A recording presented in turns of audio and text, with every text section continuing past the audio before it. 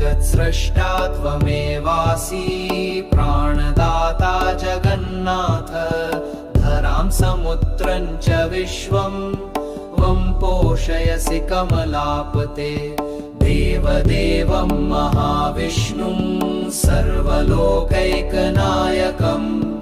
लक्ष्मीपतिं शान्तिरूपं भजे विष्णुं सनातनम्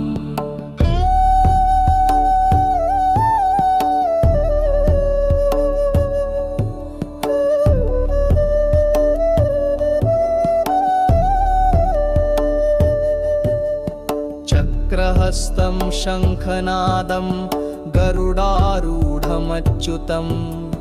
सर्वं त्वरीसमन्वितं नमामि पुरुषोत्तमम् विश्वं त्वं धारयसि नित्यम्।